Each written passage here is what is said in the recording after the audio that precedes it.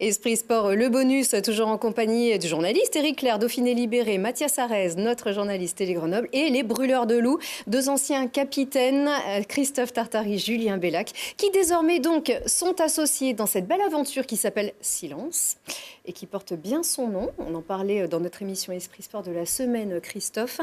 C'est vraiment un concept complètement innovant pour la récupération à la fois des sportifs, mais aussi la détente de monsieur et madame tout le monde.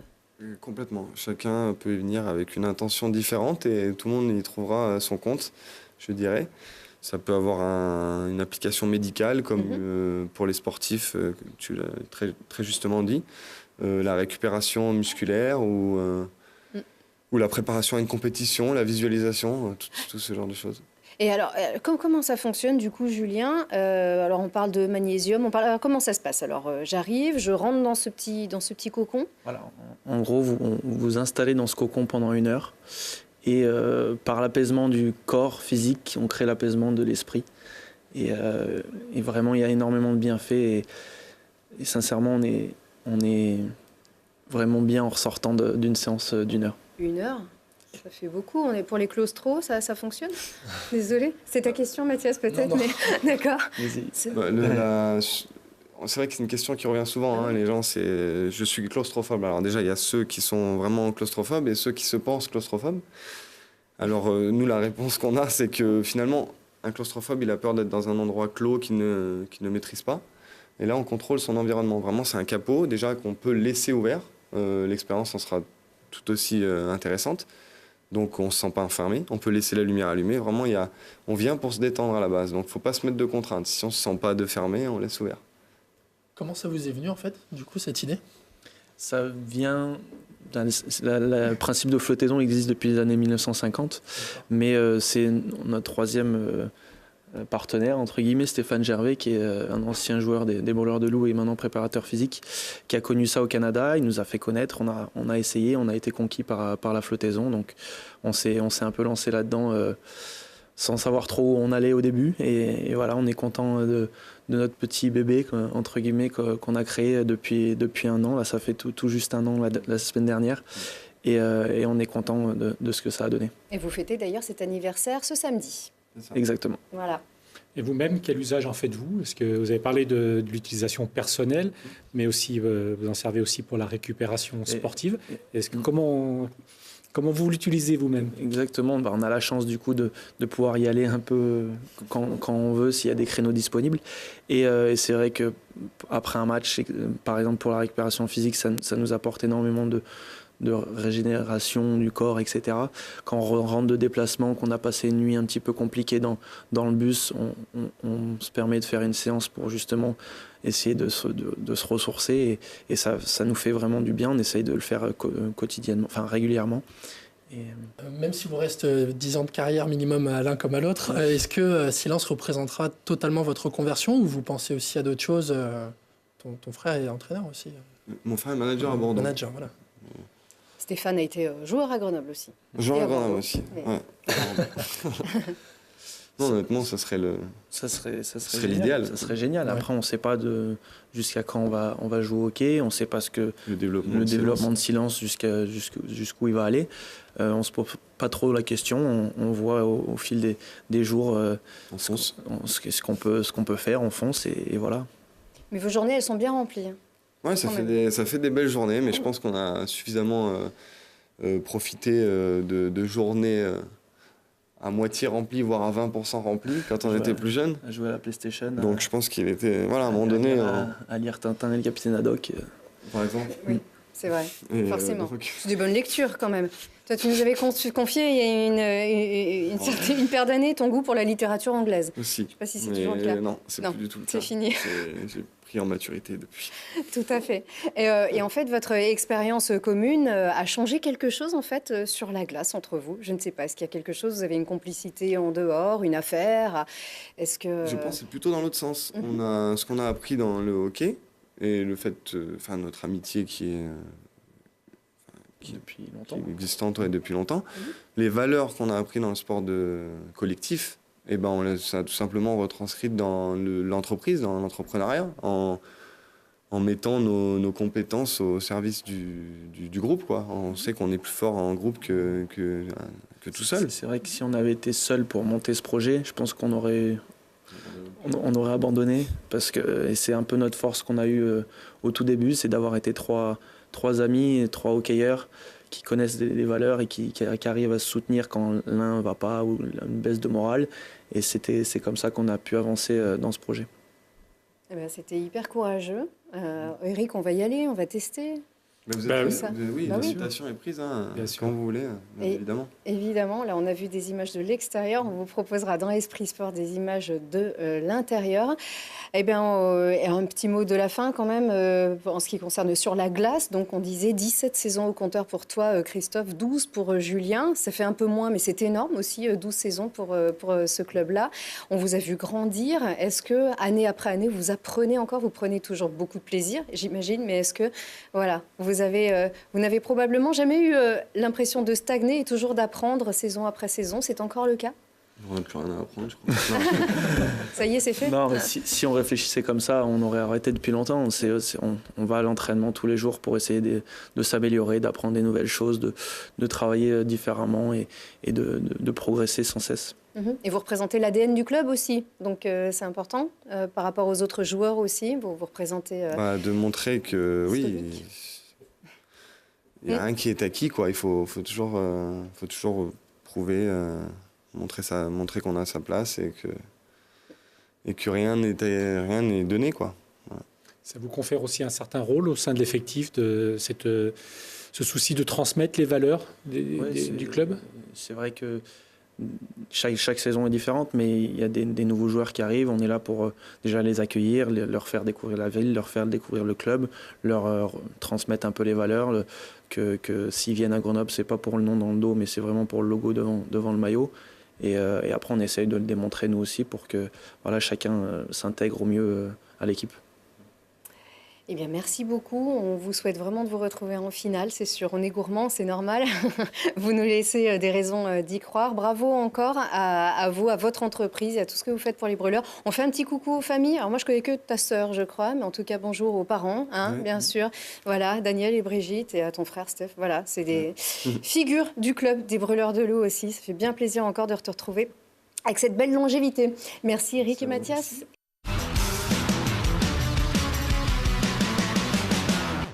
Esprit Foot, le bonus et les arrêts de jeu de notre émission.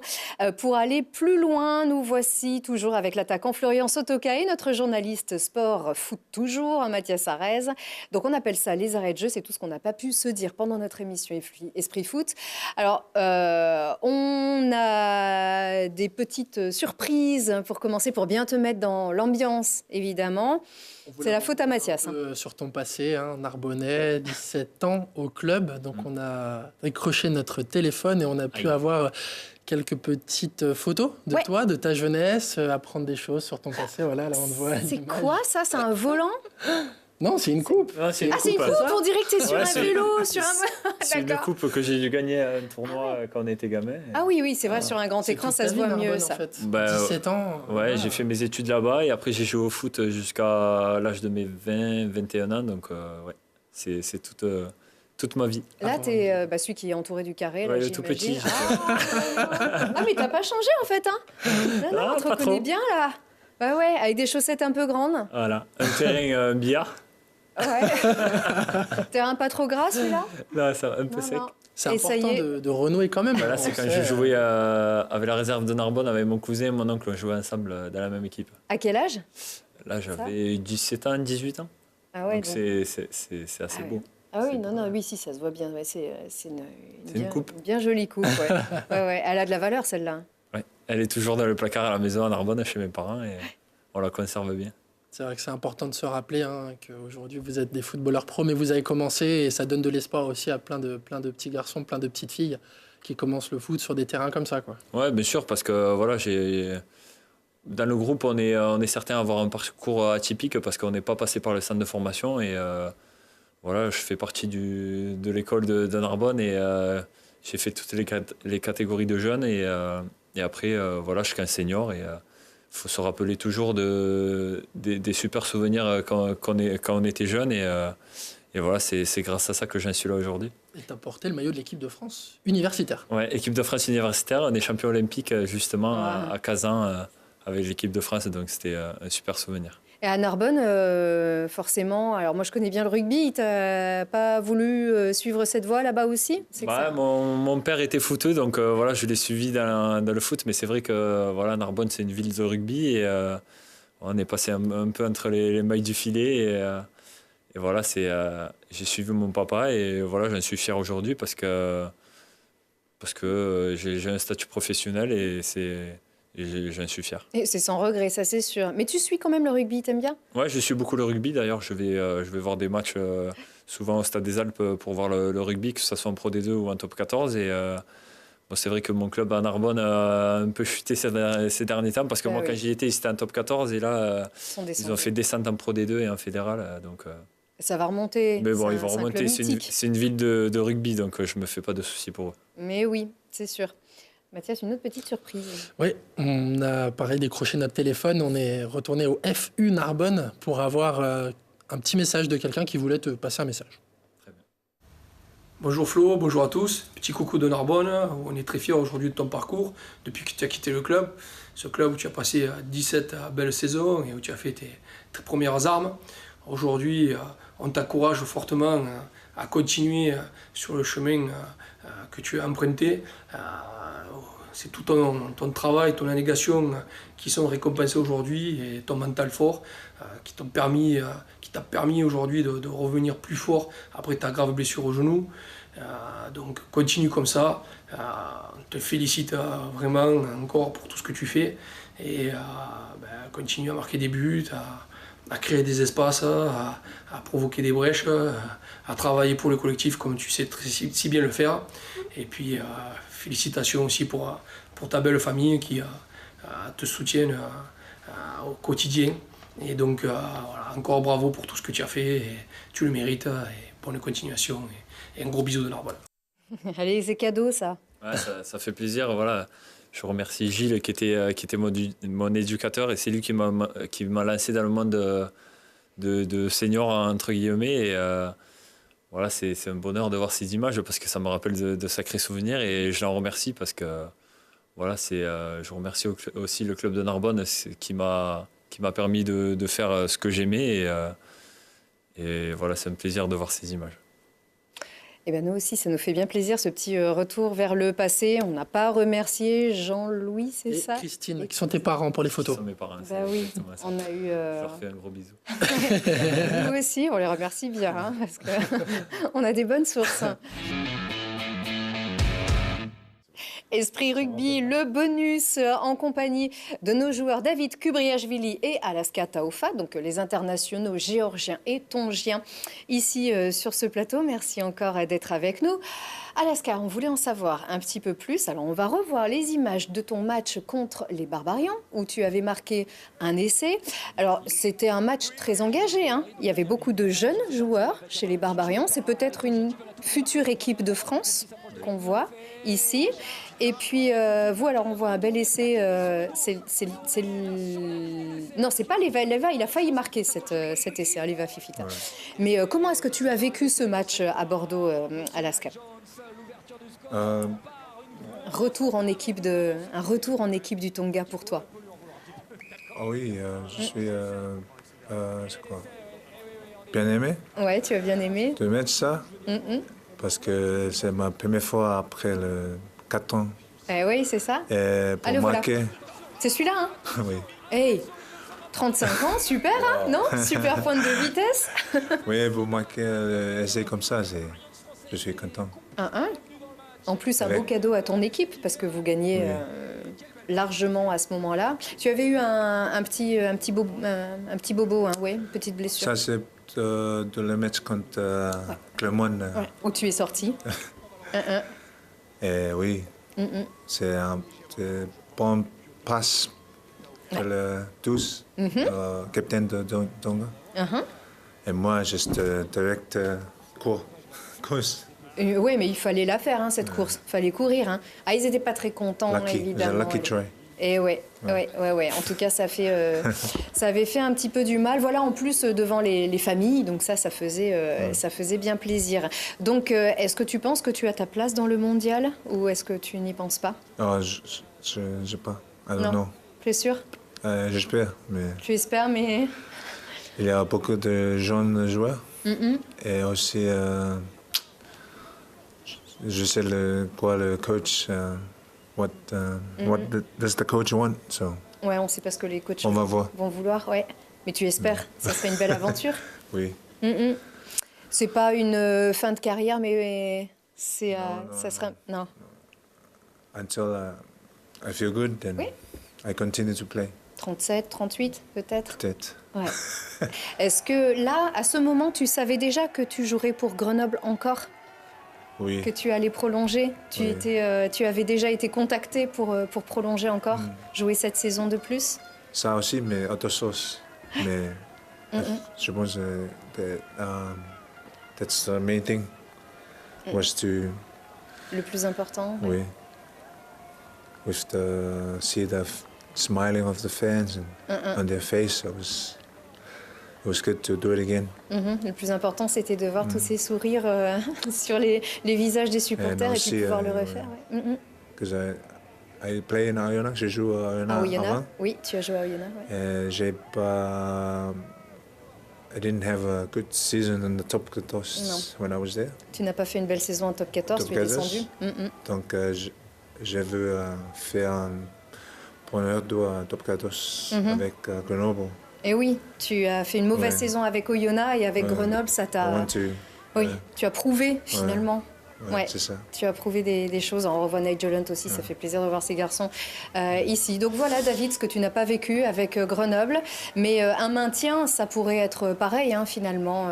On peut fêter le maintien dans des conditions très festives aussi. C'est votre objectif, évidemment, pour cette année. En tout cas, vivre le meilleur avec le FCG. Toi qui as connu plein de clubs avant. Plein de clubs, 3 clubs. Ouais, 3-4 quand même depuis que tu as commencé le rugby. En français, oui, 3 clubs français. Oui, oui, voilà. Ça, c'est notre objectif de cette année, le minimum, moi, je dirais, parce que on ne sera pas autour de maintien. Voilà, c'est pourquoi pas si on arrive à terminer dans les classements le meilleur, voilà. Le maintien, ça sera bien, voilà, pour première année, parce que c'est pas assez facile à monter en 2-14 et après trouver ta place. Parce qu'il y a les autres il y a de la concurrence. Très grands et très bons clubs. C'est pour ça, voilà, déjà avoir gagner ta place et après petit à petit ça va grandir. C'est comme ça, voilà. C'est pas tout de suite dans un coup, voilà, tu peux pas gagner tout dans un sport collectif, voilà.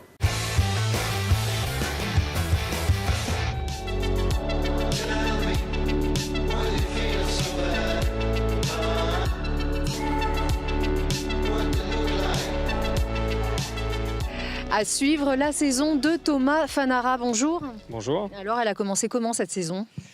Pas forcément comme je voulais. On s'était bien préparé cet été. L'année dernière, avec mon retour de genou, j'ai l'impression d'avoir 10 ans de plus que mon âge. Et cet automne, on s'était vraiment bien préparé. J'avais l'impression d'avoir 10 ans de moins. Mais malheureusement, Zolden a été annulé. J'étais vraiment en bonne forme et ça a été annulé malheureusement. Donc du coup, il y a eu un petit moment de vide parce qu'il y a la période des slalomers avec Lévy et la période des États-Unis et c'est une neige qui me convient beaucoup moins. Donc du coup, j'ai eu un petit coup de mou dans ma préparation et on est arrivé là, on retourne en France lundi dernier. Moi, je me sentais bien. J'étais, je pense, en forme pour faire un bon résultat. Et malheureusement, je suis parti à la faute à la Deuze, ce qui coûte très cher. Et du coup, je fais seulement 18e. La Deuze, c'est la deuxième manche de cette mythique face de Bellewaerde qui est ici, juste à côté de nous. Thomas, est-ce que c'était la dernière fois qu'on vous voyait sur cette face de Bellewaerde ?